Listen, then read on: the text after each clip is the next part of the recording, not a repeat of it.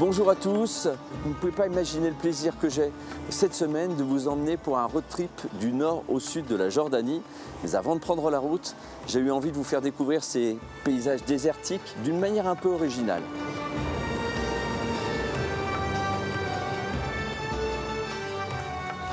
Salam alaikum.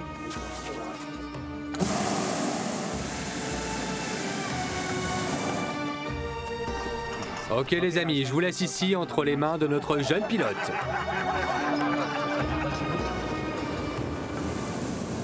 Profitez bien.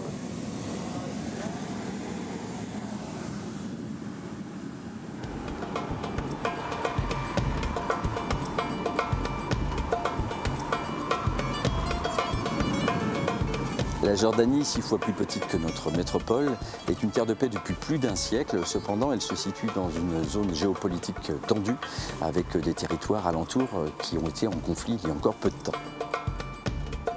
Pour autant, on peut y séjourner en sécurité et je mesure pleinement ce privilège qui m'est donné de pouvoir enfin réaliser un rêve, celui de visiter notamment la cité de Petra, classée parmi les 7 merveilles du monde moderne. Durant ce périple et au fur et à mesure de mes rencontres, j'aimerais comprendre d'où vient cette culture de l'accueil dans ce pays d'une grande hospitalité, que ce soit pour ses visiteurs, mais également pour les réfugiés des pays alentours. Voilà, soyez donc les bienvenus dans ce royaume aux innombrables trésors qui fascinèrent tant Laurence d'Arabie. Bienvenue dans mes échappées belles.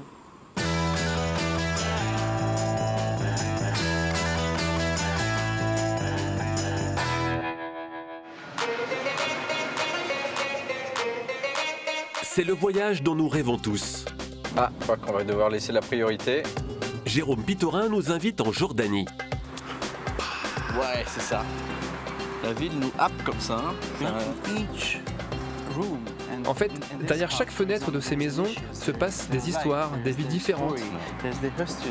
De Amman, la capitale, On a un restaurant ici qui fait les meilleurs falafels. Il faut que tu goûtes. C'est croustillant à l'extérieur, chaud et goûteux à l'intérieur, plein de parfums. C'est très bon. jusqu'au désert du Wadi Rum. Je ne me lasse pas de voir ce paysage. Et j'aime particulièrement la lumière à cette heure-ci. Nous voilà arrivés au point le plus bas sur Terre. C'est environ 400 mètres en dessous du niveau de la mer. L'eau, c'est vraiment très important pour nous.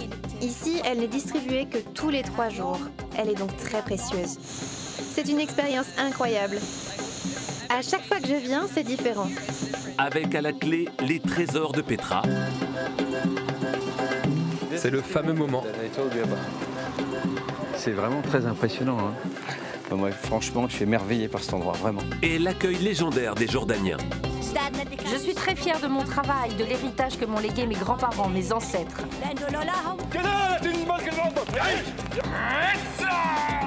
Une invitation au voyage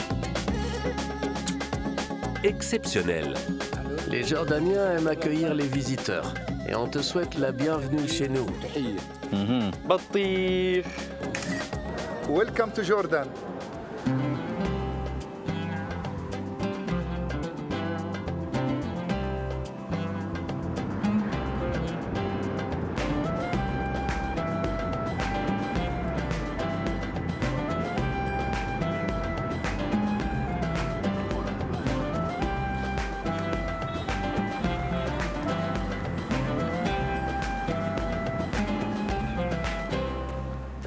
Bonjour Jérôme. Comment ça va? Hello, ça va? Super. Bienvenue en Jordanie. Merci beaucoup. Sois le bienvenu. Oui.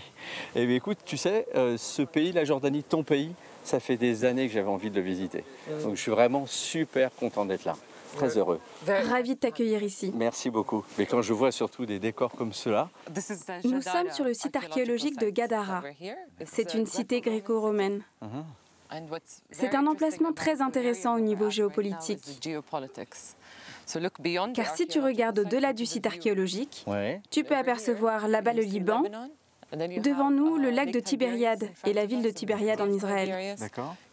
Et au loin, la ville de Nazareth. Et alors, si on va un petit peu plus par là, c'est quoi? Il y a l'Irak aussi, de ce côté? Tu ne peux pas le voir d'ici, mais effectivement, c'est par là. Par là, et plus au sud, l'Arabie Saoudite. Et au sud, l'Arabie Saoudite. D'accord. Donc vous êtes un territoire enclavé au milieu de tous ces pays, souvent en conflit. Un havre de paix au milieu d'une zone conflictuelle. C'est vrai. On y va? On y va? Allez.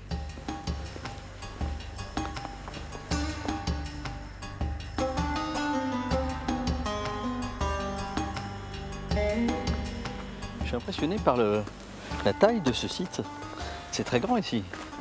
Oui, ce site sera bientôt inscrit au patrimoine de l'UNESCO. Ok.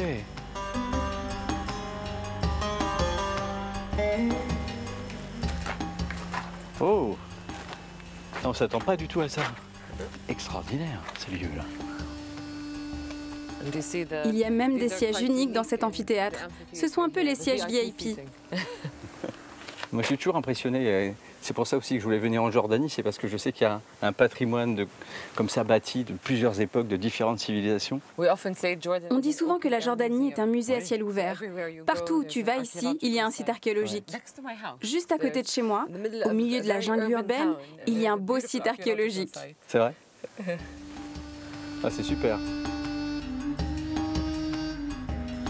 Mouna, excuse-moi, mais j'ai quelque chose de très important à dire. Mes chers amis, bienvenue en Jordanie.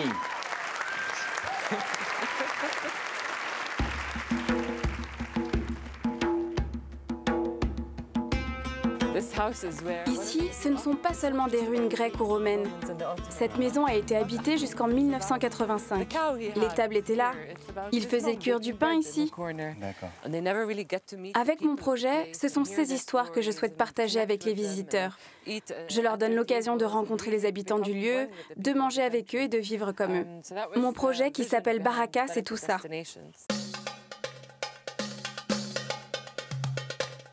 Alors tu m'emmènes où? Dis-moi. On est en route pour aller voir la cuisine de Galsoum. Qui c'est, Galsoum? Galsoum est la première à avoir rejoint mon projet.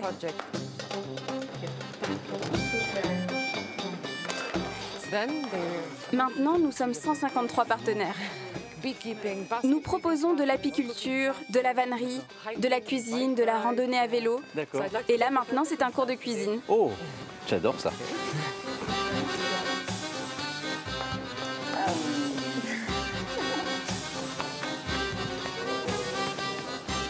Ça sent super bon. Ah, merci. Thank you. Marhaba. Enchanté. Alors ils sont en train de préparer une recette traditionnelle de la région?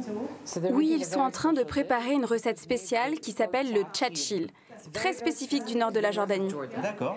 Donc vous êtes venu prendre un cours de cuisine traditionnelle? Absolument. Ouais. Et comment vous avez entendu parler du projet Baraka?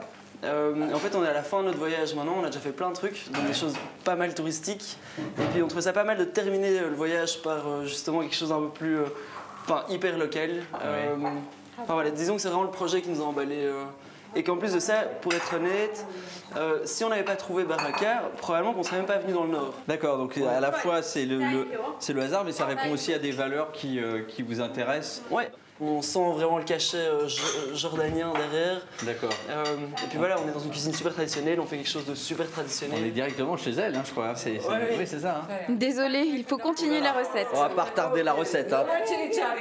D'accord. Alors, on vous laisse reprendre la main. Oh là là, on va se faire tirer les oreilles par la chef.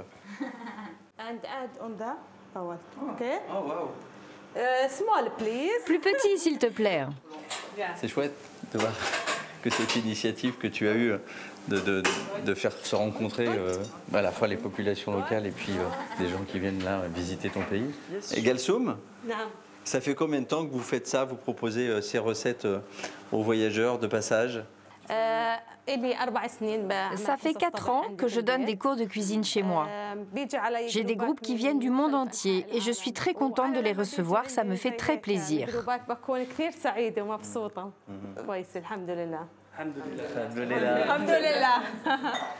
La première fois qu'elle est venue vous parler de ce projet, vous lui avez dit quoi? C'était quoi votre réaction? Vous lui avez dit ça va pas à la tête ou vous lui avez dit bien sûr? Non, au contraire, moi j'y ai cru. J'ai vu qu'on pouvait faire quelque chose de bien avec ce projet. Et quand Mouna s'est présentée, j'ai vu qu'elle était sérieuse. Elle n'était pas là que pour le business.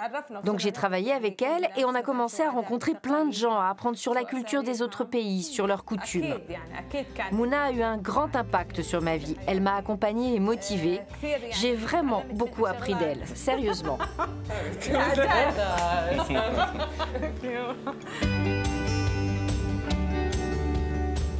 Des vacances en Jordanie passent forcément par quelques incontournables. Visite de sites antiques, à commencer par la célèbre cité de Petra, un bain dans la mer Morte ou un séjour avec les Bédouins du désert de Wadi Rum. Mais entre mer et désert, la Jordanie a beaucoup à offrir, en particulier pour les amateurs de sensations fortes. Anna est passionnée de sport nature. Et aujourd'hui, elle a décidé de parcourir le Wadi Moujib, la réserve naturelle la plus basse au monde. C'est le seul canyon où il est possible de faire une randonnée aquatique.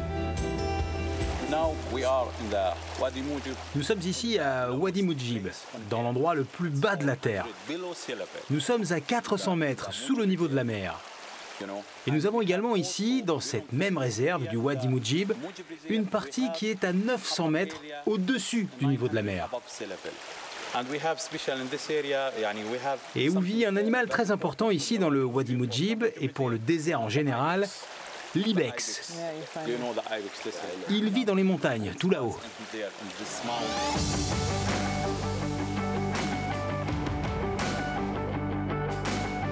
D'avril à octobre, quand les eaux du Wadi Moujib ne sont pas trop puissantes, le parcourir sur quelques kilomètres est une des activités les plus ludiques et les plus rafraîchissantes qui soient.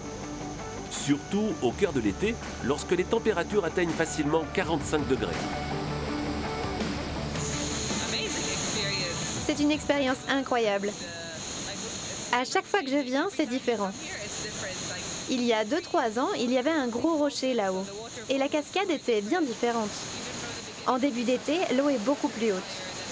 À chaque fois, c'est une expérience nouvelle. Bon, c'est parfois un peu difficile. Il faut utiliser ses mains pour grimper. Mais c'est amusant et tout le monde a le sourire.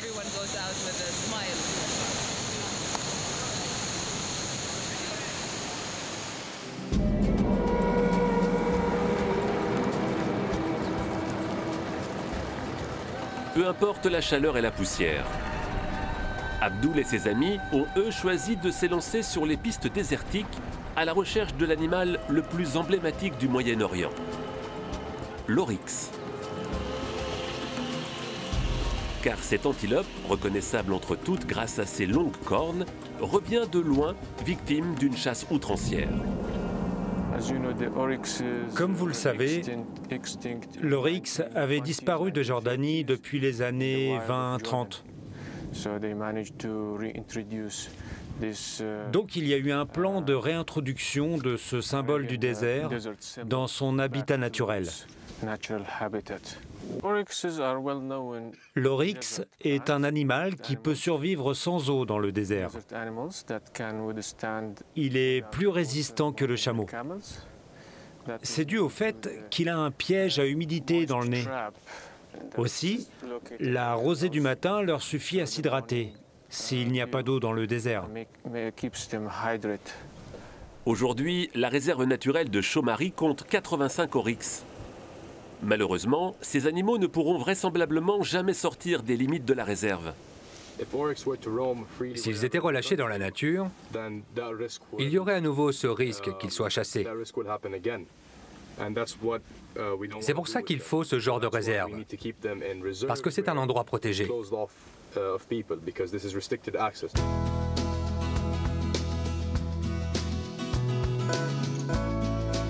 Avec un accès à la mer Rouge de seulement 40 km de large, coincée entre Israël, l'Égypte et l'Arabie Saoudite, la Jordanie s'est pourtant taillée une réputation d'excellence auprès de la communauté des plongeurs. La ville portuaire d'Aqaba, poumon économique du pays, est désormais également connue pour ses multiples sites de plongée.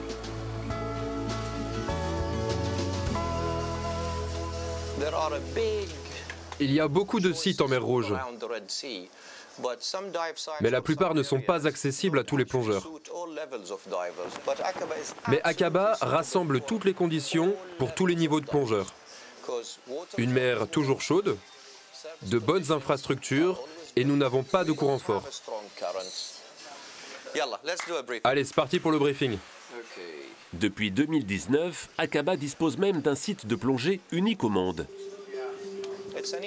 C'est une plongée facile.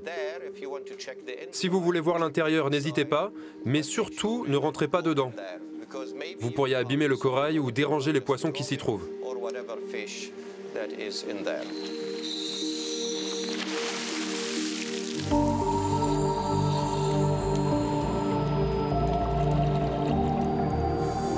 Cette attraction est un musée militaire sous-marin destiné d'une part à piquer la curiosité des plongeurs du monde entier, mais surtout à recréer de la vie sous-marine dans une zone jusqu'ici déserte, car constituée de fonds sableux.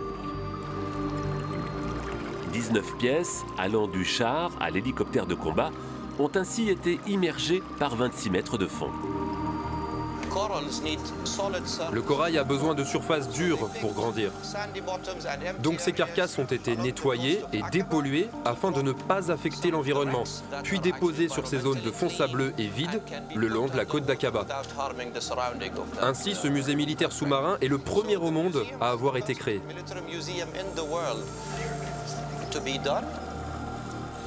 Si l'idée de faire des bulles au-dessus d'engins militaires pourrait rebuter bien des visiteurs, il reste encore la possibilité de s'immerger dans une bulle tout confort. À Petra, un hôtel de luxe propose ses chambres aux 1000 étoiles.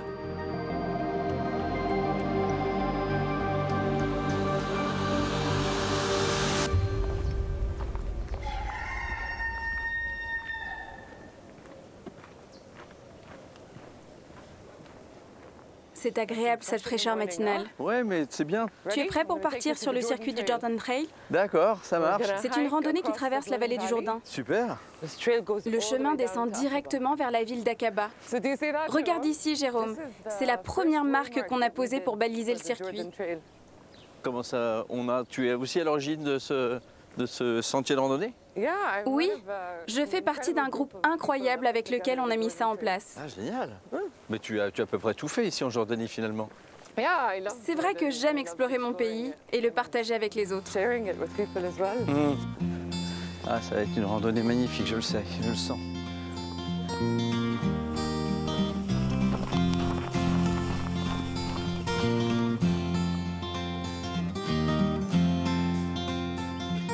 Ça me surprend de voir autant de verre ici. On sait combien la Jordanie est aride. Tu devrais voir cet endroit au printemps et en hiver. C'est une explosion de verdure. D'accord. Ici au nord, il pleut beaucoup plus que dans le sud du pays. Il peut y avoir jusqu'à 400 mm de pluie par an. Ah oui.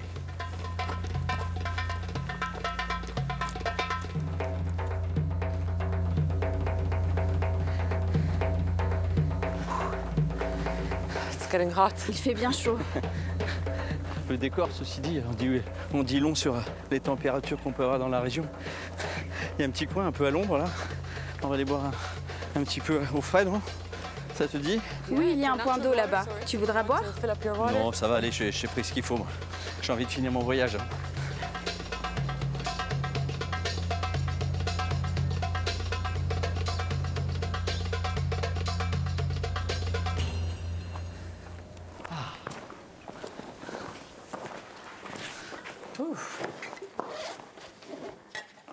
Tu m'as dit en partant ce matin que tu avais déjà fait le trail, donc le sentier de randonnée tout entier. Est-ce que tu peux me raconter un peu cette aventure?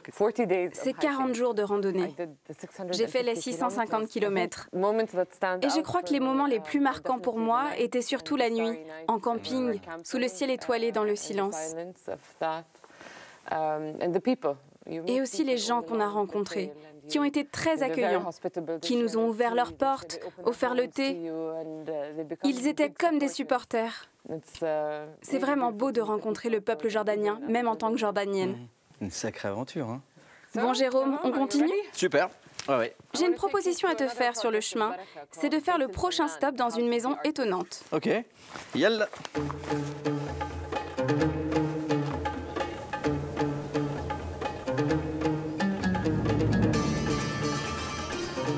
la vallée du Jourdain qu'on devine là? Yes.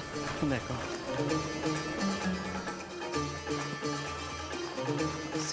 La chaleur est un peu plus supportable ici, non? Un petit peu plus, oui, enfin c'est pas non plus. Hein. On est plus bas maintenant. D'accord, on a démarré à Umkai, c'était à quelle altitude? Umkai, c'est à 500 mètres d'altitude. Et maintenant, on descend sous le niveau de la mer. La vallée est en dessous du niveau de la mer.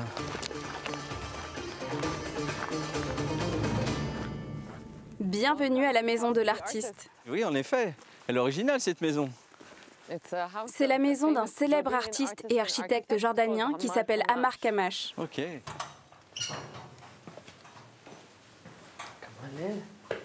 Bonjour. Tu vas bien, Ahmad? Bien, et toi? Voici Jérôme. Enchanté. Ahmad a construit cette maison de ses mains. L'architecte, Kamash, est venu ici et ils ont travaillé ensemble avec Ahmad. D'accord. Et alors, comment vous vous êtes rencontrés tous les deux? C'est Mouna qui, en passant sur le Jordan Trail, a découvert cette maison et a complètement craqué dessus. La maison à l'époque était un peu abandonnée. Et Mouna a voulu redonner vie à cette bâtisse. Et elle a mis tout en œuvre pour redonner une âme à cette maison. Donc tu es venu un peu sans vraiment savoir ce qu'était ce lieu, et en réalité tu es tombée amoureuse et tu lui as dit je veux l'intégrer à mon projet, quoi. Parfois, vous prenez des décisions qui sont étudiées pour leur faisabilité. Ça n'a pas été le cas avec cette maison. J'ai eu un véritable coup de cœur et il fallait le partager avec les gens. Tu veux la visiter? Oui, je veux bien, oui. Et Mabrouk, félicitations pour votre travail.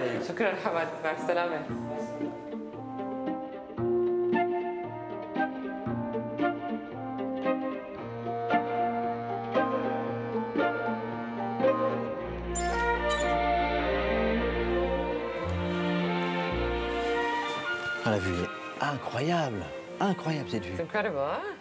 C'est incroyable, hein? Devant nous, tu as un site archéologique qui date de l'âge de bronze. 12 000 ans d'histoire, couche après couche. Et tu as été sur le site, j'imagine, toi, pour le visiter? Oui, j'ai même été bénévole pour participer aux fouilles. C'est un des meilleurs moments de ma vie. Et juste après 15 minutes de fouilles, je leur ai dit « Je crois que j'ai trouvé quelque chose ». J'avais trouvé une statuette en ivoire de l'âge de bronze. Incroyable. C'était incroyable, la meilleure sensation du monde. C'est génial. Moi, il y a quelque chose qui m'impressionne depuis que je suis avec toi, c'est cette énergie, cette volonté farouche que tu as de mettre ton pays, de mettre cette région, de mettre les gens, de mettre le patrimoine, quel qu'il soit, en avant. Et je trouve ça assez extraordinaire. J'ai été élevée pour combattre l'injustice. Mes parents m'ont beaucoup transmis et continuent de transmettre ces valeurs. Ma mère, surtout, a travaillé pour des associations d'aide aux personnes toute sa vie. Et j'ai grandi dans cette famille où si vous voyez quelque chose qui ne va pas ou quelque chose qui ne se passe pas comme ça devrait, on se doit de faire quelque chose à ce sujet. Et moi, je veux que le tourisme soit équitable, que ce soit bénéfique pour tout le monde. Et c'est ce que je fais ici. D'accord, ce sont des valeurs qui sont profondément ancrées et je trouve ça très beau. Si Mouna a pu prendre son destin en main, c'est en partie grâce à des changements notables dans les mentalités qui se sont progressivement installées en Jordanie. Terre d'accueil, le pays permet de plus en plus aux femmes de trouver leur place dans la société. Je vais aller au marché faire les courses. Qu'est-ce que tu as envie de manger aujourd'hui? Un ragoût? Oui, on peut faire du ragoût. Ou un gombo de viande. Très bien. Bon, là, je dois aller au travail. Nous déciderons de ça quand je rentre.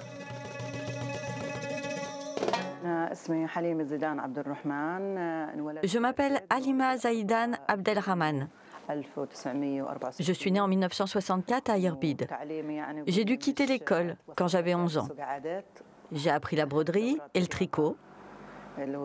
Ma mère est décédée quand j'étais jeune. Et j'ai dû m'occuper de mes frères et sœurs. Puis je me suis mariée. Et on a emménagé ici, à Jerash. Halima et son mari vivent à Jerash Gaza, un camp construit après la guerre israélo-arabe de 1967 pour accueillir des milliers de réfugiés palestiniens, tous originaires de Gaza. Ce qui devait être un exil temporaire est finalement devenu leur quotidien. Leur camp de tente des débuts, une ville surpeuplée à la pauvreté endémique. La vie avant était vraiment difficile. Il fallait aller chercher l'eau loin et c'était épuisant. Je n'avais pas de four comme maintenant. Je faisais la cuisine au feu de bois tous les jours. Mais heureusement, la vie est plus facile maintenant. On a notre propre cuisine et l'eau vient au robinet. On a des souvenirs douloureux ici, mais c'est du passé maintenant.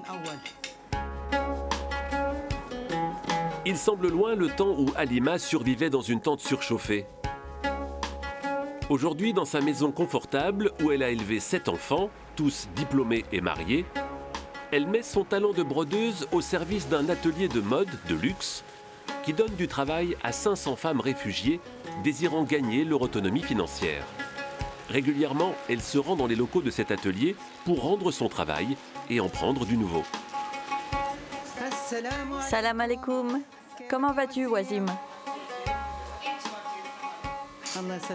Je suis venue rendre mon travail à Asma et insister un peu pour qu'elle m'en donne un peu plus.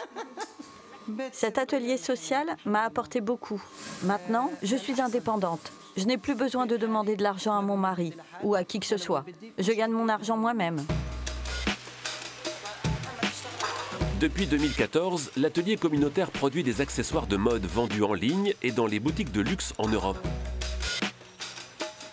Foulards, kéfiers ou encore sacs brodés. Ce projet d'action sociale mise sur l'excellence de ses productions. Halima ressent une grande fierté à voir son travail ainsi valorisé. Oui, je peux dire que quand je vois le chemin parcouru, je considère que ma vie est une success story.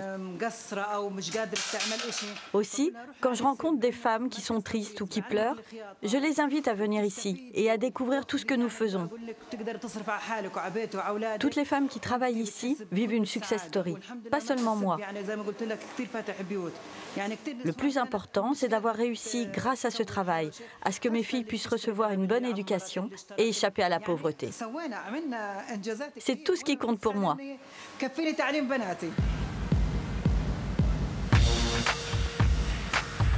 Le quotidien d'Alia est à l'opposé de celui de ces réfugiées palestiniennes. Mais est lui aussi surprenant. Chaque matin, cette jeune femme dynamique commence sa journée par 1h30 de sport et même sa coach a du mal à la freiner. Ah, c'est une dure à cuire. Quoi? Je suis une dure à cuire? Elle est très forte physiquement et mentalement. C'est une femme de fer. Elle s'implique beaucoup dans les exercices. Plus tu la pousses dans ses retranchements, plus elle repousse ses limites. Qu'est-ce que je peux dire de plus? C'est mon élève préféré. Je déteste celui-là. Mais tu vois, je vais continuer jusqu'à ce que je le maîtrise. Et un jour, j'y arriverai. Car quand Alia se fixe un objectif, rien ne peut l'arrêter. À 16 ans, elle a annoncé à ses parents son désir de devenir pilote de ligne pour la compagnie royale jordanienne. Je ne pourrais pas dire que ça a été facile pour moi, parce qu'il n'y a pas de pilote dans la famille et personne ne savait comment le devenir. Et quand j'ai dit à ma famille que je voulais devenir pilote, ils m'ont dit que c'était risqué, que je ne serais plus avec eux. Et la réponse a été non. Mais je ne suis pas le genre de personne à prendre un non pour une réponse. Hi.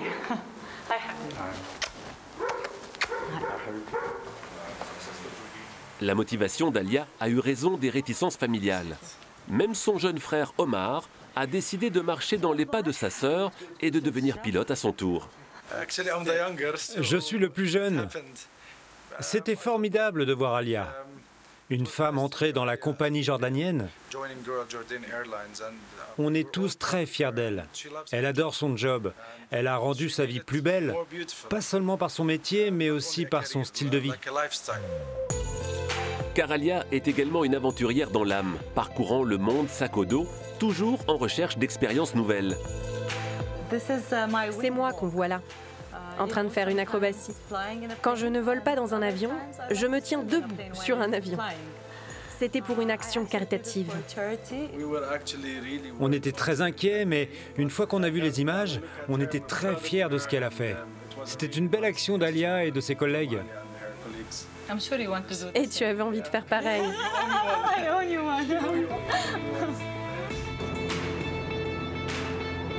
Ce matin-là, Alia est programmée sur le vol Amman-Paris et quand elle prend les commandes de son Airbus A320, elle n'est plus une femme qui pilote, mais le matricule 20618. Je ne vole pas sous mon nom, mais sous mon numéro de matricule. Dans ma compagnie, on ne me considère pas comme une femme, mais comme une pilote. Je fais les mêmes vols que mes collègues hommes, les mêmes entraînements, les mêmes vols de nuit. J'ai les mêmes jours de repos. Tout le monde me voit comme une pilote et non comme une femme pilote.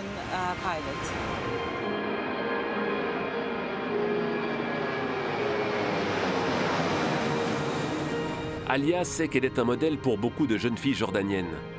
Une femme qui a cru en ses rêves et s'est donné les moyens de les réaliser. Si je devais recommencer ma vie, je referais pareil.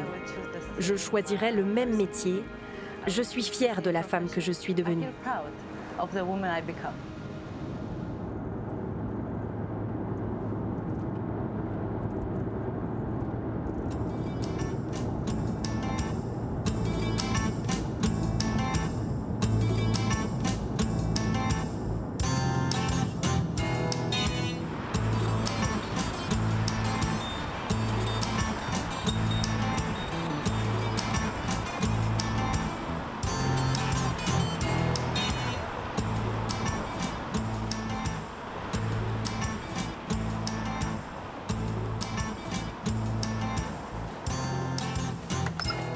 Salam alaikum.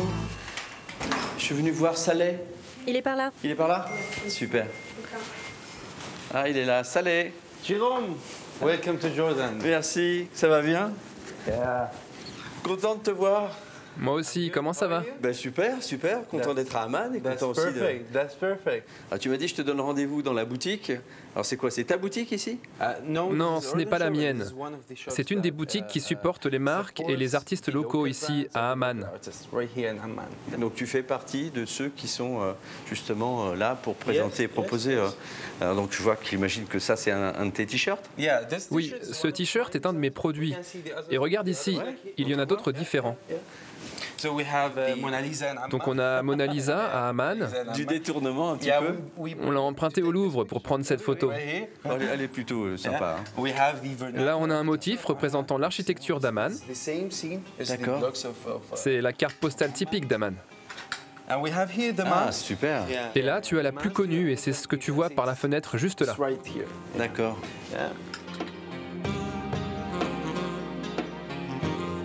Il y a aussi différentes cartes postales. Ah oui, il n'y a pas que des représentations d'Amman, parce que là c'est Petra tout ça. Oui, je reconnais. Et là c'est la pancarte de Rainbow Street. C'est la rue où nous sommes actuellement. J'aime beaucoup. Et ça c'est tout le reste, les mugs et tout. Ok. C'est la famille royale ça. Avec le roi Abdullah et la reine Rania et la famille, les enfants. Et d'ailleurs, regarde, il faut que je te montre un truc. Il y a quelques semaines, j'ai eu la chance et l'honneur que la reine Rania porte un de mes t-shirts. C'est le même t-shirt. Oui, je vois, ouais, c'est le même. J'étais trop content, vraiment content. Oui, j'imagine, ouais. C'est top. Ce t-shirt va s'arracher en Jordanie. Tout le monde va vouloir l'avoir.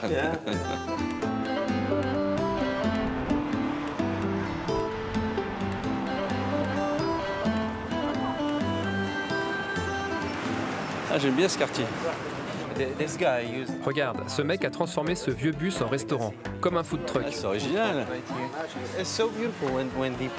C'est super chouette de voir tous ces gens qui sortent des sentiers battus et qui innovent pour leur pays. Ouais, c'est moderne et c'est original. C'est inventif, on va dire. Jérôme, est-ce que tu as déjà mangé des falafels? On a un restaurant ici qui fait les meilleurs falafels. Ils ne font que des falafels et il existe depuis plus de 50 ans. Il faut que tu goûtes. C'est tellement bon. D'accord. Ok. Mais ça, on sent d'ici. C'est là, non?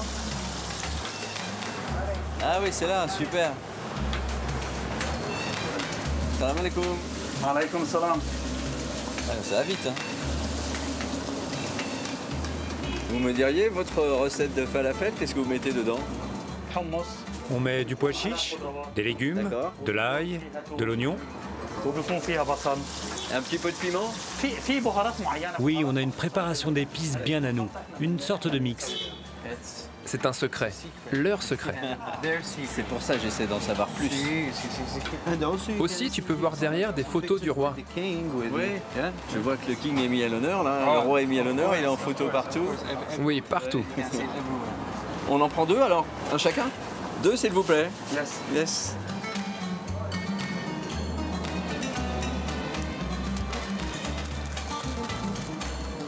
Shukran, merci beaucoup. Ça fait pas cher, hein? Et c'est délicieux. 1,50 dinar, c'est-à-dire quoi? 1 euro le sandwich? Allons manger, s'il te plaît. Tu peux pas attendre une seconde de plus, et moi non plus. Allons-y. Shukran, ma salama.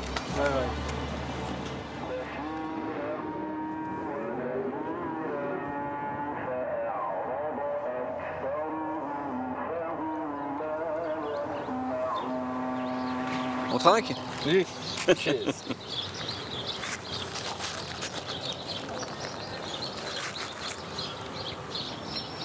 Dis-moi. L'explosion de saveurs, il y a plein de choses là. C'est très bon.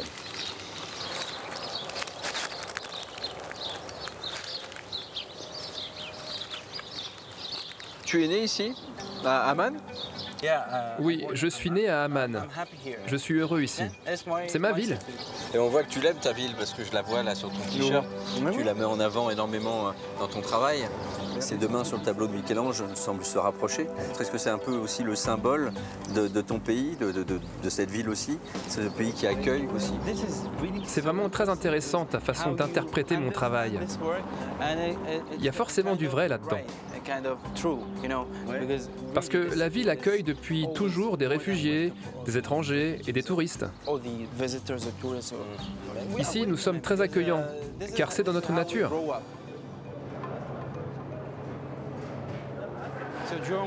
On va prendre un taxi. Taxi.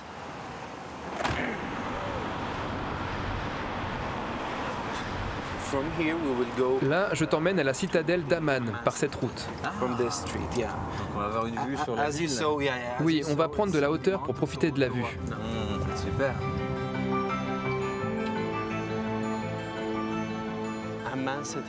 La citadelle d'Amman est un des sites archéologiques les plus importants du pays.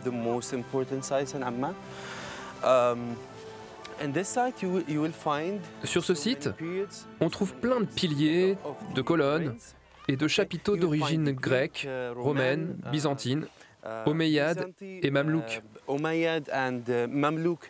D'accord. Il y en a de tout âge. En tout cas, la vue, elle est dingue là. Oh là là. Ah, le théâtre, il est impressionnant. Et tu vois, il y a quelque chose d'assez symbolique là-bas. Il y a un monsieur, tu vois, la fresque murale là, énorme avec le monsieur avec la chemise jaune. Oui, il est très fier de son histoire. Il la porte au-dessus de sa tête. Il veut la protéger. Comme un trophée, exactement. C'est son histoire, son trophée. C'est son identité. Ça fait partie de moi, quoi.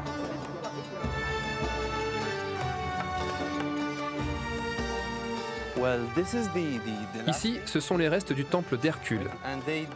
On y a découvert un morceau de main d'une statue, et cette statue devait mesurer environ 12 mètres. Et c'est pour cela que les historiens ont dit que c'était le temple d'Hercule. D'accord, c'est vraiment fascinant les sites comme ça. C'est assez surprenant d'ailleurs de voir que les gens peuvent comme ça monter sur les vestiges, s'asseoir, faire des photos. On sent que on a l'impression que ça vient juste de tomber devant nos yeux là.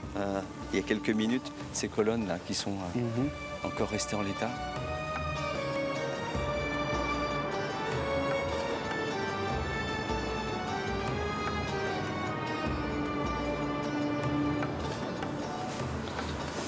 Il y a des colonnes aussi encore partout là.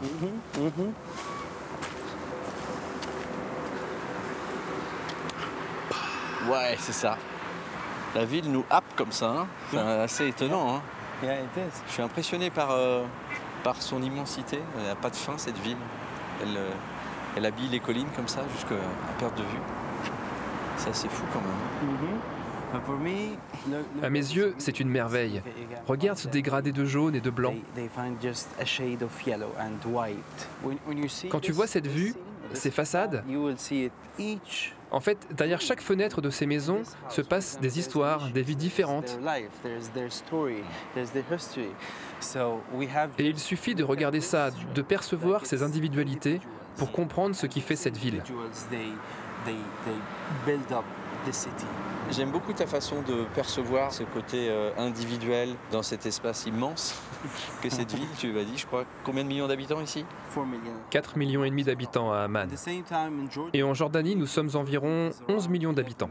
Oui, c'est pour ça que c'est d'autant plus impressionnant. C'est presque la moitié de la population, à peu près 40%. Oui, comme tu peux le voir, c'est une ville très dense. Je sais que la famille royale habite à Amman. Est-ce qu'on voit leur palais d'ici? Est-ce que tu vois la toiture rouge? C'est juste là, entre les arbres.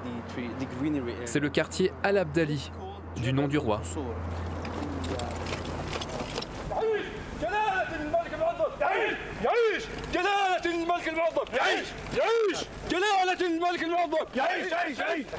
Ces cavaliers à l'entraînement sont les membres de la garde royale circassienne, du nom d'une région du Caucase située près de la mer Noire, la Circassie, dont sont issus tous ces hommes. Attention, soyez prêts, pied à terre.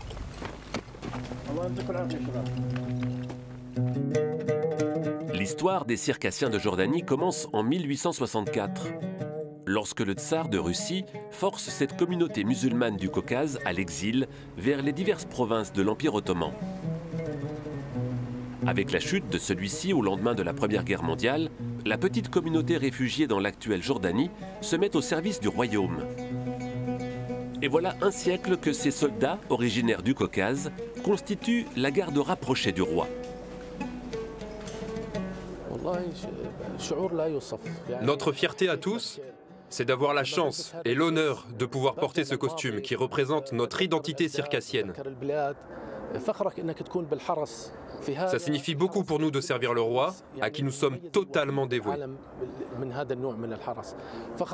C'est une grande fierté, car cette garde est unique au monde. Un peu à la manière du pape, protégé par ses gardes suisses, le roi de Jordanie est lui toujours entouré de sa garde rapprochée circassienne. Reconnaissable à son uniforme et à sa maîtrise du maniement du sabre. Bon, 2 d'entre vous vont faire ce mouvement-là et 2 autres qui font ce mouvement-là. Pour maîtriser l'épée, on a besoin de s'entraîner tous les jours de l'année. Ce groupe d'épéistes s'est constitué très récemment. Ils ne s'entraînent que depuis 2 ans. Mais à cause du Covid, ils se sont arrêtés quelques mois, mais là on a repris et on va progresser.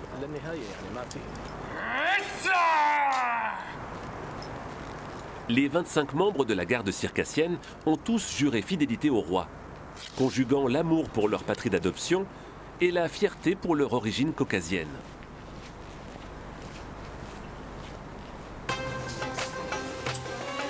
Bonjour, soyez les bienvenus. Les Circassiens représentent 1% de la population jordanienne, soit 25 000 personnes, et bien que totalement intégrée depuis plus d'1 siècle, elle reste farouchement attachée à sa culture et à son histoire. La grande partie des Circassiens forment une grande famille. On se connaît tous, que ce soit par nos tribus ancestrales ou par nos grandes familles. Si tu entends un nom de famille, tu peux savoir tout de suite d'où il vient, qui était le père ou qui était la mère. Dans sa vieille maison, Madame Markney cultive le souvenir de ses ancêtres ayant fui leur terre natale en 1864. Voici la maison familiale où je suis née. C'est l'une des plus vieilles maisons du quartier de Naour. Et là, c'est mon grand-père. Il est venu des montagnes du Caucase quand il avait 7 ans avec sa famille. Ils ont amené leur culture ici, qui est très différente de la culture arabe. Nous avons notre code éthique circassien qu'on appelle Adiga Habza. C'est notre code d'honneur qui permet de faire perdurer nos traditions. Ça n'est pas écrit, mais tout le monde le connaît. Il régit les relations sociales et politiques.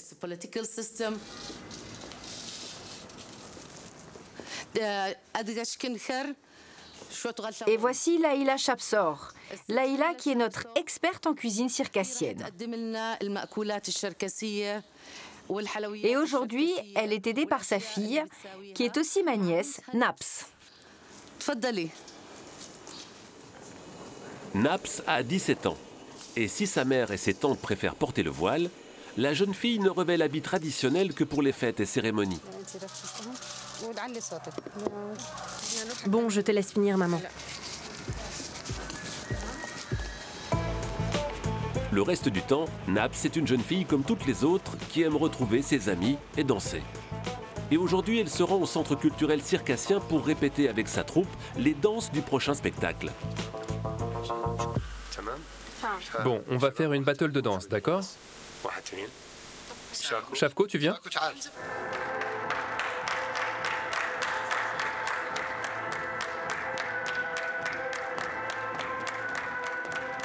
Parmi les danses circassiennes traditionnelles, il en est une symbolisant la bravoure des danseurs. Filles et garçons se succèdent sur la piste et improvisent, un peu à la manière des battles de danse hip-hop d'aujourd'hui. Dans notre tradition, dès le plus jeune âge, l'enfant doit apprendre nos danses et coutumes. Il doit connaître notre passé, notre présent et notre avenir. Chez nous, on dit que celui qui ne sait pas danser ne sait pas se battre au sabre. La population totale circassienne est aujourd'hui estimée à environ 720 000 personnes. La majorité concentrée en Turquie, en Syrie et en Jordanie, tandis qu'elle a quasiment disparu de son territoire d'origine.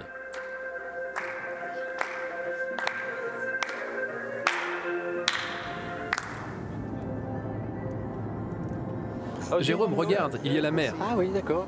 Tu la vois? Oui, je vois, très bien. C'est assez rapide finalement entre Amman et la mer Morte, c'est 1h30 à peu près. Ah, je crois qu'on va devoir laisser la priorité. Priorité aux piétons, enfin aux dromadaires en l'occurrence. Ceci dit, ils étaient là bien avant l'autoroute, hein, donc je pense que c'est normal qu'ils soient prioritaires. Yeah, for sure. Oui, bien sûr, ils ont la priorité. J'adore ces scènes de la vie insolites ici.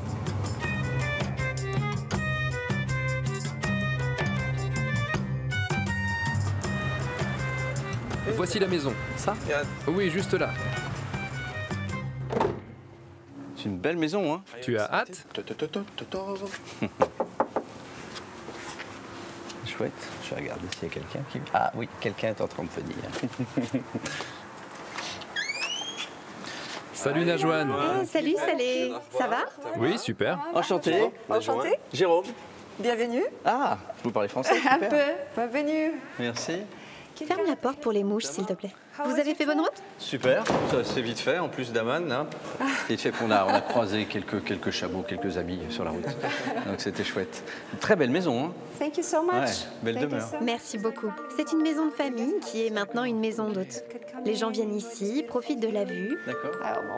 En plus, j'adore cuisiner.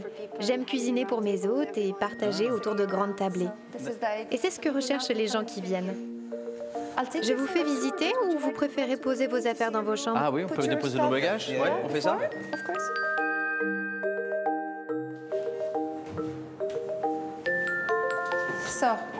Comme tu es l'invité, tu as la grande chambre. Oh, c'est de la chance.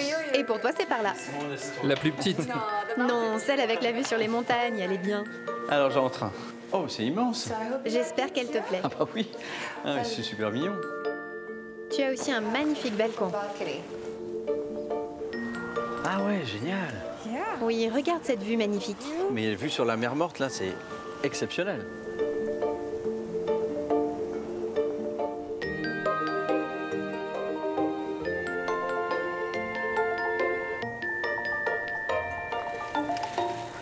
En route pour la mer Morte.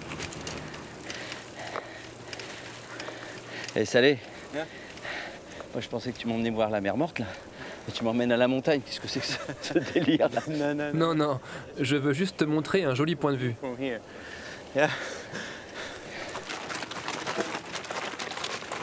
Oh là là, c'est beau. On va s'arrêter là. Hein. J'ai peur que ça fasse un peu haut après. Superbe. Regarde ça avec les montagnes qui viennent mourir dans la mer morte d'ailleurs. Juste derrière ces montagnes, il y a Jérusalem.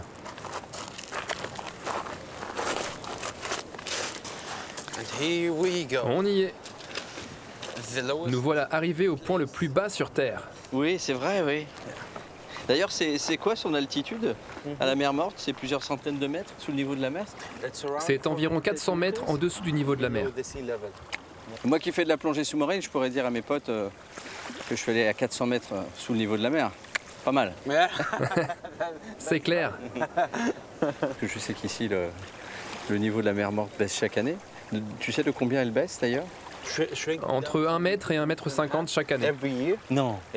Oui, chaque année. C'est-à-dire qu'un mètre 50 en hauteur, on imagine ce que ça représente, comme quand il y a une marée basse en fait, et que la mer ne revenait pas. Ça me rend vraiment triste, car c'est un cadeau de Dieu qui risque de disparaître.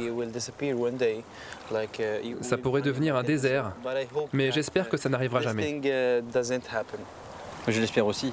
Et de ce fait, si il y a de moins en moins d'eau, la concentration de sel va être encore plus importante. Le taux de sel dans cette mer est autour de 30%, et c'est 10 fois plus que dans les océans. Oui. Et c'est pourquoi il n'y a pas de vie dedans, et qu'on l'appelle la mer morte. Exactement, ouais. C'est un petit peu ton endroit, toi, ici. Hein? Tu t'appelles Salé. C'est vrai. Bienvenue chez moi.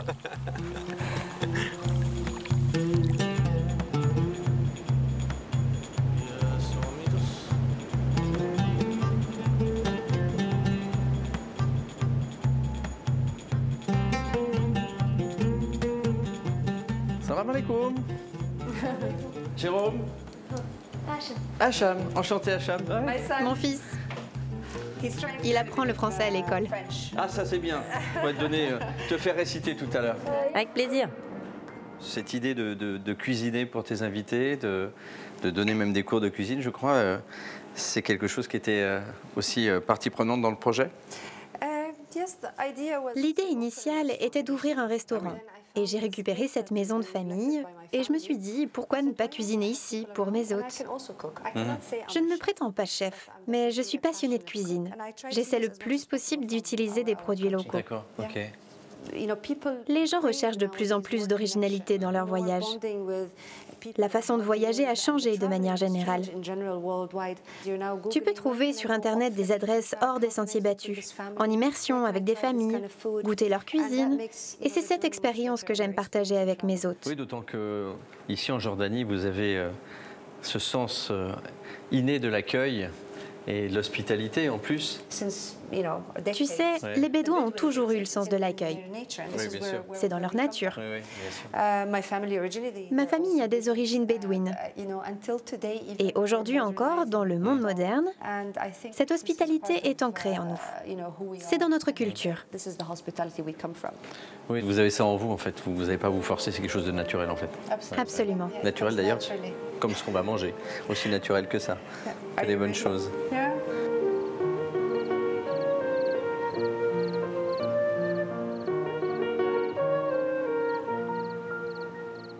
Qu'est-ce que c'est beau. Merveilleuse vue, sans brume. On parle en français, on a dit. Hein. Mais je vais vous raconter, en fait, le soleil, il est derrière la montagne et il disparaît.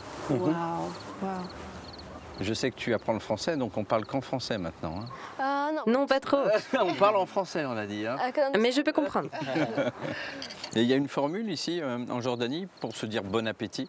Sartène. Sartène. Sartène. D'accord. Sartène. Et je pense que ça va être délicieux, j'en suis certaine.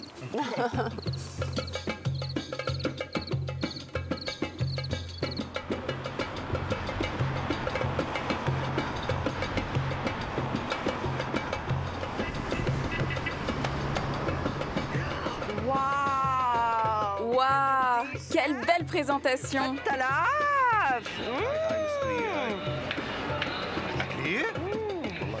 Alia Faris est une blogueuse culinaire très suivie sur les réseaux sociaux. Et aujourd'hui, elle invite son ami Mourid à un petit déjeuner traditionnel chez Hachem, un des restaurants de rue les plus réputés d'Amman. C'est un falafel. C'est croustillant à l'extérieur, chaud et goûteux à l'intérieur. Plein de parfums. Le persil avec le pois chiche. Incroyable. Si c'est vert à l'intérieur, c'est que c'est frais. L'autre incontournable de la cuisine du Moyen-Orient, c'est le houmous, une crème de pois chiches dont chaque pays revendique la paternité. Le houmous, c'est vraiment arabe du Moyen-Orient. Je pense que ce n'est pas seulement jordanien ou syrien, c'est vraiment du Moyen-Orient, parce qu'il est partout. C'est tellement crémeux, la texture est tellement riche. J'en mangerai tous les jours. Le week-end, houmous et falafel, c'est incontournable en Jordanie. Après cette mise en appétit, il est l'heure de prendre un copieux petit déjeuner sans oublier de le partager sur les réseaux sociaux. Je suis avec mon très bon ami Mourid au restaurant Hachem. On va manger les meilleurs houmous, les meilleures foules et les meilleurs falafels. Regardez. Et nous aurons un super dessert. Mais ça, on verra plus tard. Prochaine étape, l'authentique cuisine jordanienne des mères et des grands-mères. Direction Salt City pour découvrir un plat oublié, le rachouf. Niassar Al-Yari est connue en Jordanie pour sa défense des recettes traditionnelles. Elle a même reçu les honneurs de la reine et de la télévision. Et la recette commence par la confection du pain traditionnel.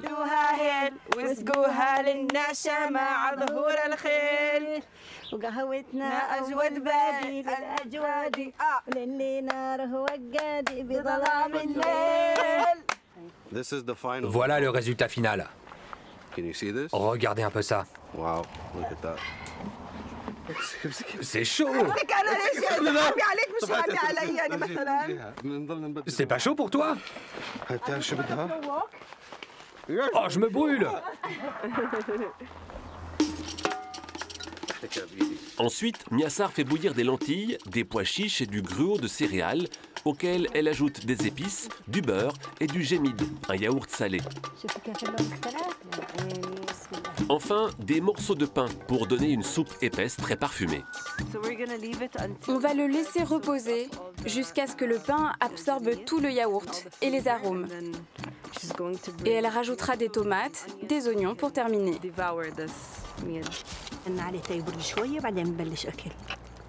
Oh, c'est vraiment délicieux. C'est la première fois que je goûte ce plat. C'est un plat incroyable. C'est très copieux, mais il y a beaucoup de parfums différents. Et on peut tous les retrouver quand on déguste. J'adore ça. Je suis très fière de mon travail, de l'héritage que m'ont légué mes grands-parents, mes ancêtres. Sans eux, je ne serais rien. Ils sont mes racines. Et je souhaite que nos enfants et les enfants de nos enfants continuent sur le même chemin et je les y encourage. Merci d'être venu me voir. J'ai été heureuse de vous recevoir. Dieu vous bénisse. Merci, vous aussi. Alors, nous venons de quitter Niassar ou Momar et nous arrivons chez Oumassam. On va essayer de se remettre de ce rachouf pour découvrir le rabissa. Le rabissa, c'est une pâte de fruits très énergétique et très bonne, fabriquée à partir de jus de raisin. Et c'est délicieux. Alia et Mourid retrouvent Madame Assam, spécialiste du rabissa. Pour confectionner le rabissa, il faut commencer par écraser les grains de raisin. Autrefois, nos grands-parents mettaient des bottes pour écraser le raisin avec les pieds. Des bottes neuves, je précise, et qui servaient uniquement pour faire le rabissa. La recette consiste à faire bouillir le jus de raisin avec de la farine, et des graines de sésame.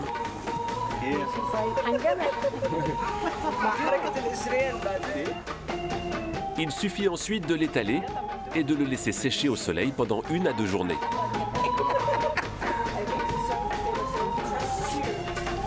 Les feuilles de ravissa sont ensuite roulées et peuvent être conservées plusieurs mois. Autrefois, on n'avait pas beaucoup de variétés de desserts comme aujourd'hui. C'était notre dessert principal qu'on offrait aux invités de marque. On en prenait aussi pour aller dans les champs de tabac et d'oliviers au moment des récoltes. On peut le considérer comme un repas complet,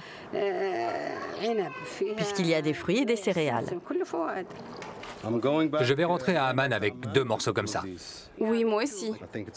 Je pense que c'est très important de découvrir ces choses, de rendre visite à ces personnes et de goûter, parce que c'est très bon. C'est une expérience. We'll see you soon. Bye. À bientôt.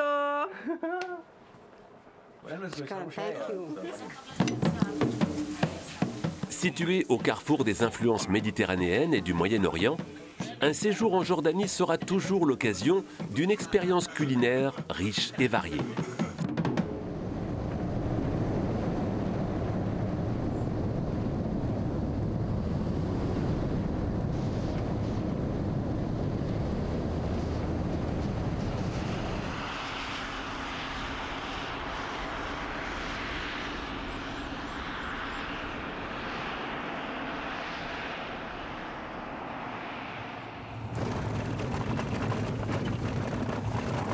Un petit massage pour qu'on se détende bien, tu vois. Free massage. Voilà, c'est offert, ça fait partie du voyage.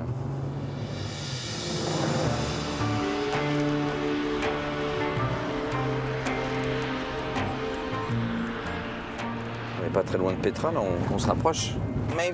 On arrive dans environ 5 minutes. Super. C'est un grand moment pour toi, non? Je rêve de voir ça depuis tout gamin. Donc évidemment, ouais, je suis très impatient.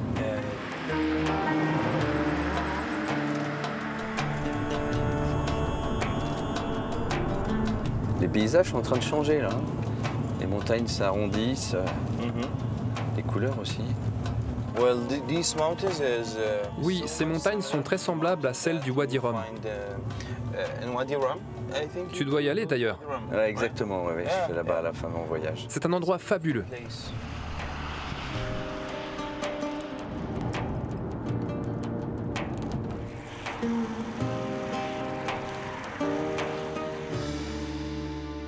Nous y voilà.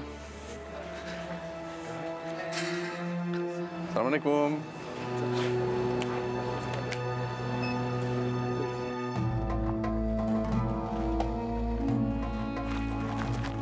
Il y a déjà beaucoup de choses à voir, hein, rien que sur le début de la visite. C'est un mix entre des tombes et des habitations nabatéennes. On en trouve sur tout le chemin qui mène au trésor. D'accord. Le trésor, c'est le point d'orgue de la visite. Oui, c'est une toute autre histoire. Tu vas être impressionné. J'ai réservé un guide pour nous accompagner. Je pense que c'est lui, je pense que c'est Abdallah qui est là. Abdallah? Jérôme. Ah, enchanté. On s'est trouvés. Tu es le bienvenu. Merci à toi. Saleh. Saleh. Voilà. Saleh qui m'accompagne depuis Amman. Ah, tu es le bienvenu. On est prêt pour la visite et on va faire d'abord le défilé avant d'arriver au fameux trésor. Le défilé, tu dis? Oui. Parce que moi, je ne sais pas défiler. Hein. Non. Non, d'accord. Le défilé, c'est le sikh en arabe. Okay. C'est l'accès principal d'entrée dans la ville, qui était bien fait naturellement. Il y a des millions d'années, cette montagne était bien séparée à cause des plaques tectoniques entre l'Asie et l'Afrique aussi. Hein.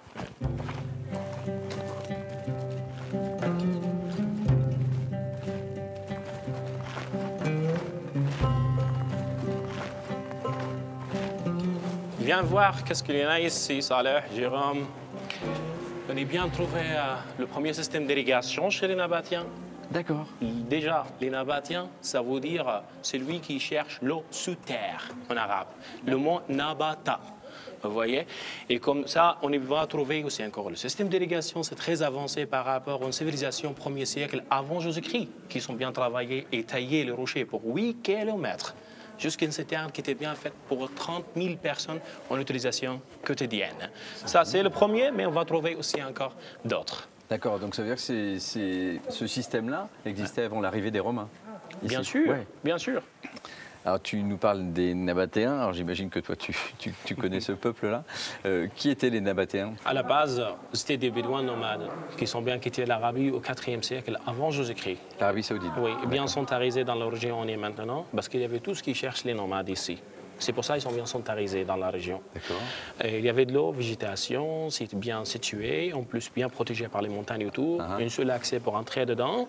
Et en plus aussi encore, on est bien situé sur la route des caravanes, si vous voulez, sur la route de l'encens, la route de la myrrhe. D'accord. Donc il y avait beaucoup de commerce, d'échanges avec les épices et l'encens notamment. D'accord. Donc c'était un peuple qui devait être riche alors à l'époque. Très riche. Ouais. C'est pour ça les Romains ils sont bien occupés de ce site aussi, encore 106 après Jésus-Christ. Merci. Merci Abdallah pour tous ces éclaircissements.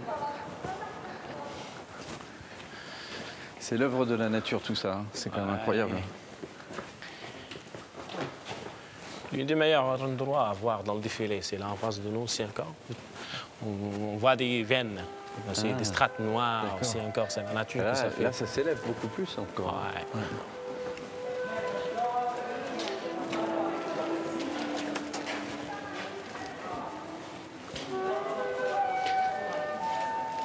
C'est le fameux moment.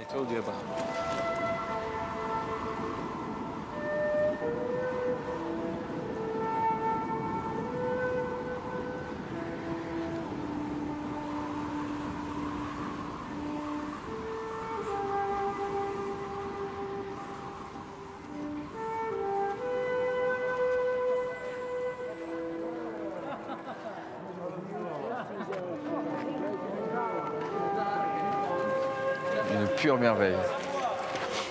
Bienvenue devant la façade de Trésor, ou bien Al-Khazna en arabe. L'une des meilleures façades bien taillée dans les rochers il y a 2000 ans. C'est vraiment très impressionnant. Hein. Et c'est d'une telle finesse, les sculptures, là, les colonnes. Ouais, c'est sublime. Et autant on s'extasiait de l'œuvre de la nature, et là on a un chef-d'œuvre de l'homme, quoi. Les deux sont au même endroit, en fait. C'est ça qui est absolument fou. That's right. Quelle année, enfin quelle période, parce que je pense que ça a dû prendre du temps. Combien de temps ça a pris et à quel moment ça a été sculpté? Ils ont commencé à travailler au 1er siècle avant Jésus-Christ. Ça veut dire que c'était la période du roi Arétas IV qui était bien enterré ici, jusqu'au 1er siècle après Jésus-Christ, si vous voulez. Le travail, ça prend des dizaines d'années de travail parce qu'il n'y avait pas de machine, tout est bien fait à la main.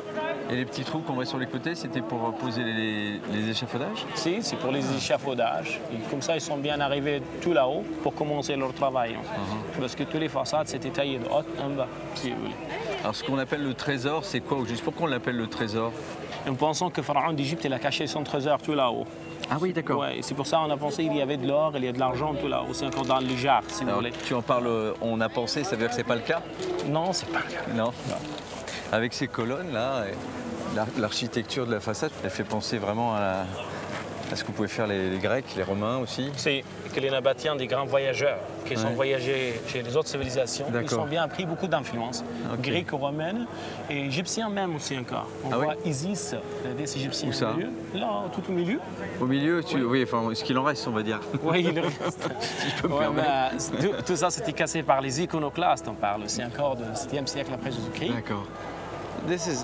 C'est vraiment fascinant. Jérôme, on est au début. Ça veut dire qu'il y en a beaucoup de choses à voir. Après, il y a des autres endroits où je vous amène aussi encore pour voir. Alors on y va, c'est parti. Si ça vous va, j'aimerais rester ici pour faire une peinture de ce fascinant trésor. D'accord, tu as une envie soudaine de peindre en arrivant ici. Oui, c'est l'endroit et le moment parfait. Je peux comprendre en même temps. On se retrouve plus tard donc. À toutes. À tout à l'heure. Qui me fait rire, il est marrant.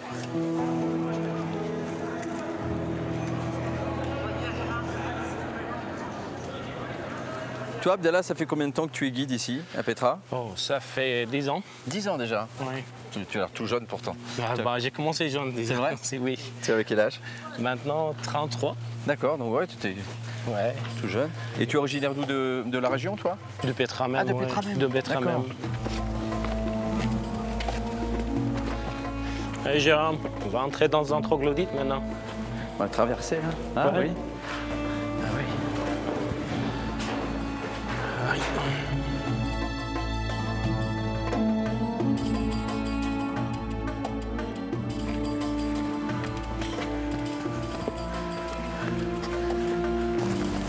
Et voilà. On y est, hein? Le théâtre. Le théâtre. Des Nabatéens. Lui Bien. aussi taillé directement dans la pierre. Comme c'est le seul théâtre au monde taillé dans les rochers. Ici, on prend toute la mesure de l'ampleur de cette cité, finalement. Là. Moi, franchement, je suis émerveillé par cet endroit, vraiment. Et je pensais vraiment être subjugué que par le trésor. Et tout ce qu'il y a autour, eh bien, ça m'a beaucoup touché et surtout impressionné, quoi. Toi qui connais ce site par cœur, sur le bout des doigts, quel est l'endroit qui t'impressionne toujours autant? Surtout l'hiver. Et ici, moins de monde. Quand je profite bien parce que je vois des cascades partout. Ah, il y a plein d'eau, oui. Oui, et tu trouves les strates avec de différentes couleurs très claires. Merci, de rien. Merci. Je souhaite vraiment qu'on se voit encore une fois. Eh ben, je reviendrai avec plaisir parce que j'ai encore plein de choses à découvrir ici. Je vais rejoindre Saleh qui est en train de peindre. Je suis curieux de voir ce qu'il a peint. Et puis après, je prends la route. Je vais dans le sud, Wadi Rum, le désert, les Bédouins, tout ça. Bonne route.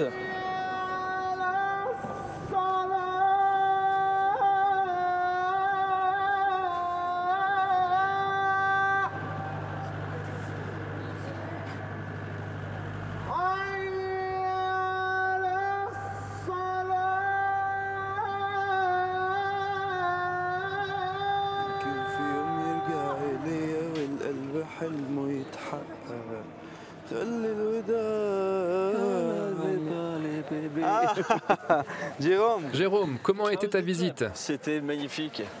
Ah ouais, j'étais ébloui toute la journée là. Et ce théâtre? C'était dingue. Fantastique. Ah ouais, c'était dingue. Bon, alors tu as bien travaillé? T'es content de ce que tu as? Tu es prêt? Ah, tu veux me montrer? Ah, t'as fini?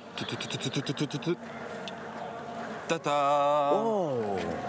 Qu'en penses-tu? Vous êtes doué, hein, monsieur. C'est super chouette. Bravo. C'est le prochain t-shirt? Non. Bravo, bravo, bravo. Et merci pour ces 3 jours de dingue qu'on a passé tous les deux, à la fois à Amman, en mer morte et ici, c'était génial. Non, ne me remercie pas, c'était un vrai plaisir également. Ah ouais, non, mais si, là. J'aime mon pays. Et j'ai adoré le faire découvrir à travers mon regard d'artiste à une personne telle que toi. Et cette peinture, je l'ai faite pour toi. Non, c'est vrai? Magnifique. C'est cadeau. Merci, merci. Tu le mérites. Je suis très heureux.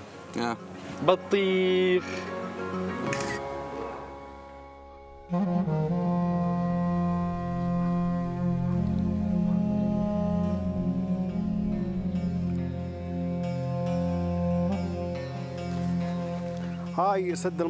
Là-haut, il y a un barrage construit par les Nabatéens. On va y aller.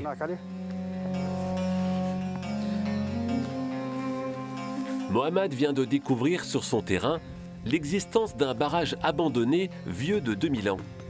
Et il a décidé de s'en servir pour irriguer ses plantations. On est à Little Petra. C'est un barrage nabatéen très ancien et moi, j'ai décidé de le réparer. J'ai fait le calcul et ça me fait une réserve de 40 mètres de long sur 5 mètres de large. Donc environ 500 à 600 mètres cubes d'eau. Ça permettra à ma famille d'être autosuffisante en eau pendant l'hiver.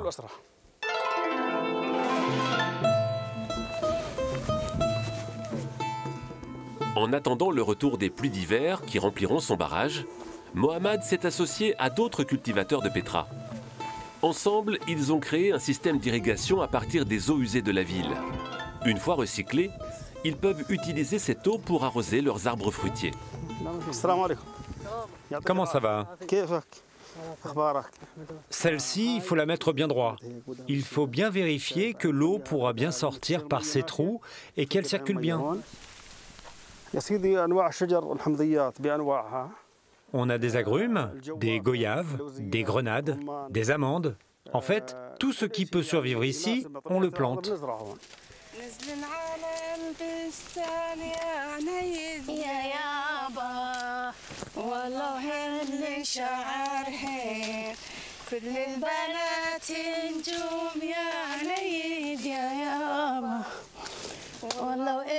Aleima est une mère de famille qui doit élever seule ses enfants depuis le décès de son mari.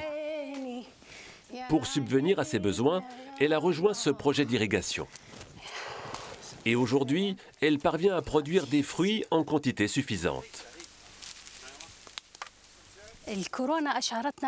La crise du coronavirus nous a alertés sur l'importance d'assurer notre sécurité alimentaire et sur la nécessité de ne pas être dépendant d'une seule ressource pour vivre.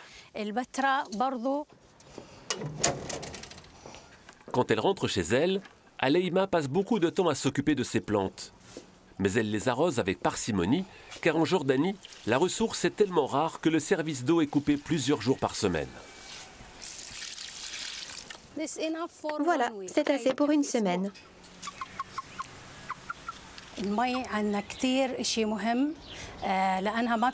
L'eau, c'est vraiment très important pour nous. Ici, elle n'est distribuée que tous les 3 jours. Elle est donc très précieuse. Et nous devons faire attention pour être sûrs qu'on en aura assez jusqu'à la prochaine distribution.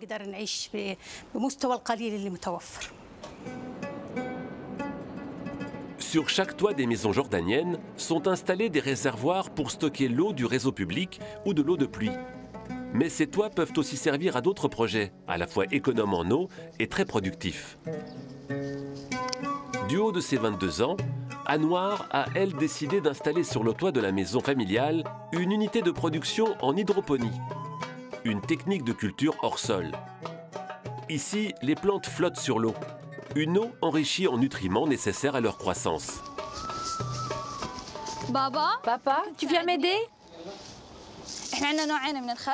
On a 2 types de salades, de la batavia verte et de la rouge. Et en hydroponie, on plante directement dans l'eau. C'est pour ça que les racines sont longues, blanches et saines.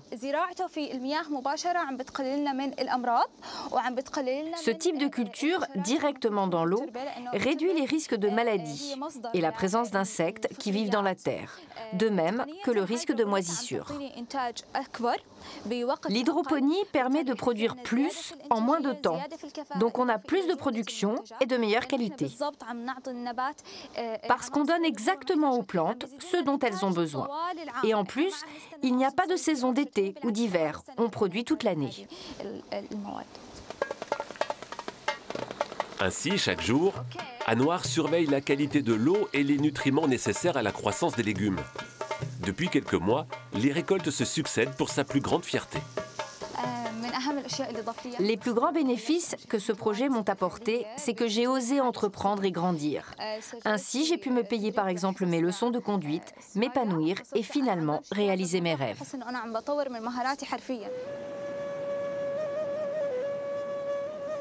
L'accès à l'eau est le plus grand challenge auquel sera confrontée la Jordanie dans les années à venir.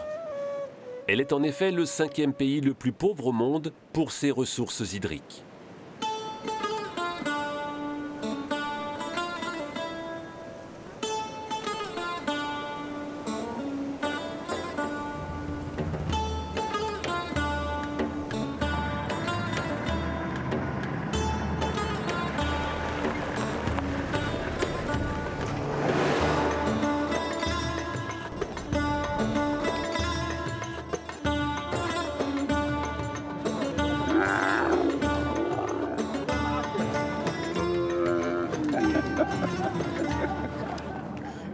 Salam alaikum. Je suis content de te rencontrer. Tu es magnifique à côté de tes dromadaires. Oui, je te présente un de mes dromadaires, Shannan.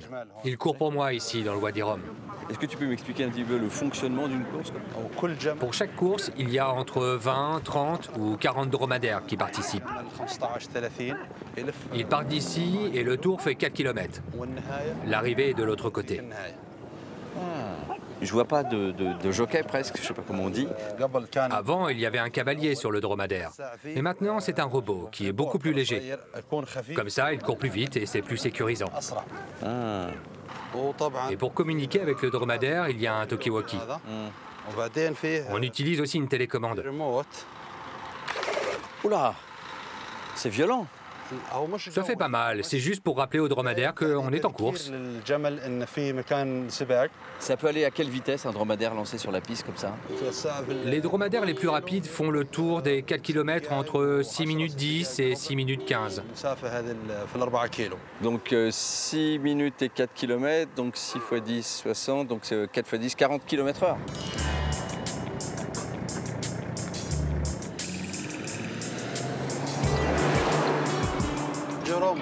Jérôme, maintenant je vais te présenter ma famille qui vit dans le désert. Ah d'accord.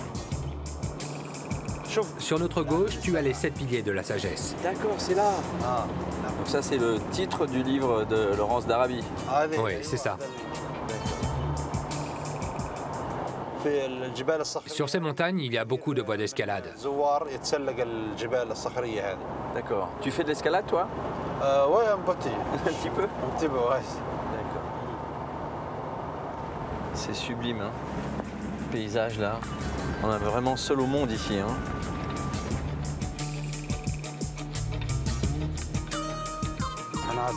On va faire une petite pause pour aller voir mes chèvres.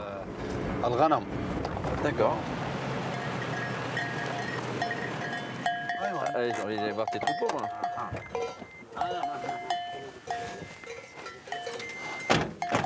C'est toujours pour moi un miracle de voir comment des animaux comme ça peuvent arriver à survivre dans un espace aussi aride. Pour tout te dire, on est obligé d'apporter de l'eau par camion. Et aussi de l'herbe, en complément pour les nourrir. Et tu as quelqu'un qui s'occupe des animaux pendant ton absence? Oui, il y a un berger ici qui s'occupe des animaux. Ah oui, d'accord, ok.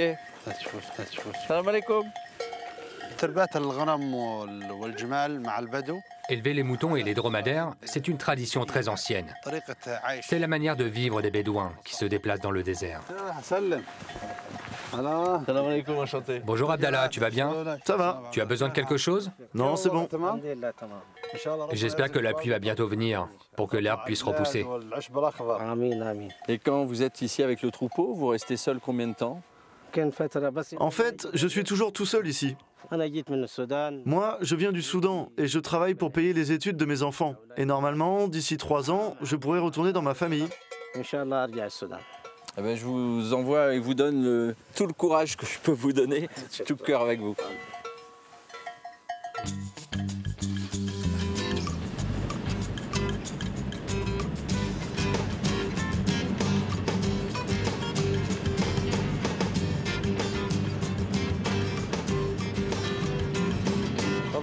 Voilà Jérôme, on est arrivé chez mes parents.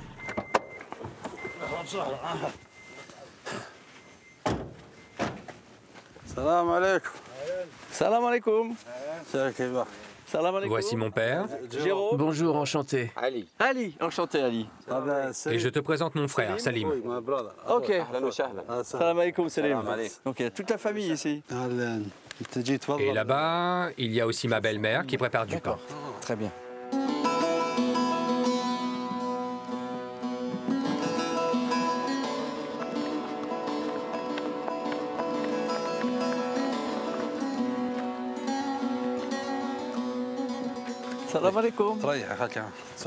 C'est le pain pour notre repas de ce soir. Ça sent bon en tout cas. Bedouin baguette. C'est délicieux. Shukran. Shukran. Magnifique. Tout chaud là, ce pain.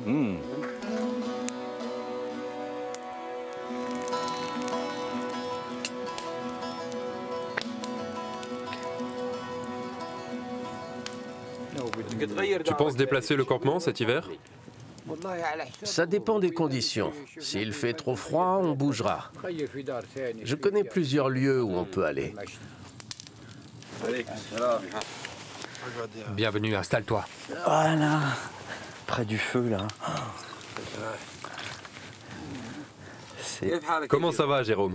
Écoute, franchement, je trouve que le moment est vraiment incroyable. Ouais. Les Jordaniens aiment accueillir les visiteurs et on te souhaite la bienvenue chez nous. Choukran. Ali, je sais qu'il y a beaucoup de bédouins devenus sédentaires. Est-ce qu'il reste encore des bédouins nomades? Sache qu'on passe la moitié du temps dans le désert et l'autre moitié du temps au village. Car nos enfants étudient à l'école du village et nous, on vient ici pour s'occuper du bétail. Moi, ce que je préfère, c'est vivre dans le désert, car j'y habite depuis ma naissance. Ici, je trouve le silence, la paix, et c'est ce que j'apprécie. Comment vous imaginez que ça va se passer à l'avenir pour permettre à cette tradition de perdurer? Il sera toujours possible de faire des livres sur les Bédouins, pour que les jeunes générations puissent les lire. Moi, j'espère que les parents enseigneront les traditions et les coutumes des Bédouins à leurs enfants. Comme faire du thé sur le feu, comment vivre sous une tente, comment monter à cheval. C'est la responsabilité des parents.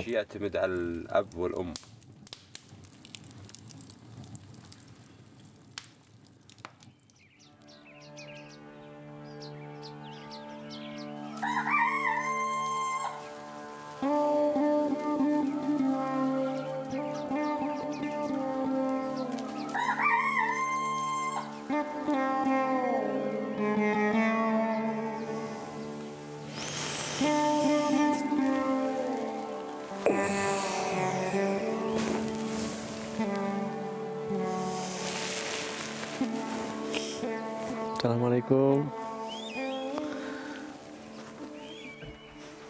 Tu as bien dormi, Jérôme? Très très bien. Très bien dormi. C'est très troublant d'être dans un silence absolu la nuit comme ça. Le désert est très calme et c'est apaisant de dormir sous les étoiles. Après avoir pris le temps de boire le thé avec mon père, je te propose une randonnée. Tous les deux, à cheval. Ça va être très beau ça. Shukran.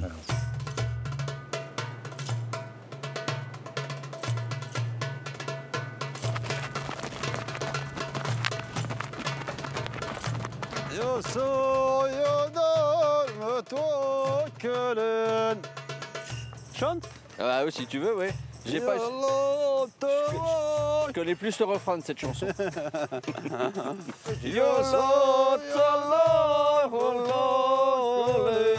T'aurais dû me dire avant, j'aurais révisé. Hein.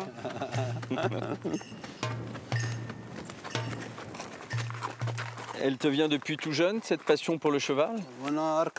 En fait, j'ai grandi au milieu des chevaux et des dromadaires. J'ai monté à cheval pour la première fois à 6 ans.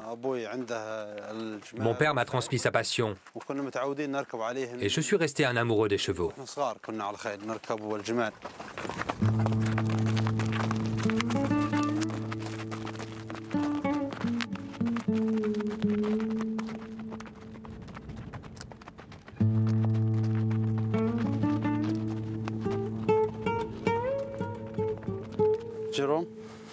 Jérôme, on s'arrête ici? Okay. Merci Chicha pour cette belle balade.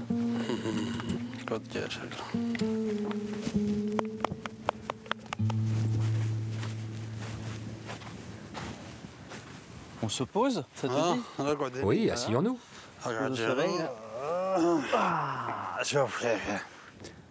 Je suis content que tu sois venu. Je ne me lasse pas de voir ce paysage. Et j'aime particulièrement la lumière à cette heure-ci. On se sent tout petit, c'est agréable comme sensation aussi. Et je suis très heureux en tout cas d'avoir fait ta connaissance. Tu salueras bien tendrement de ma part ta famille. Shukran. Shukran.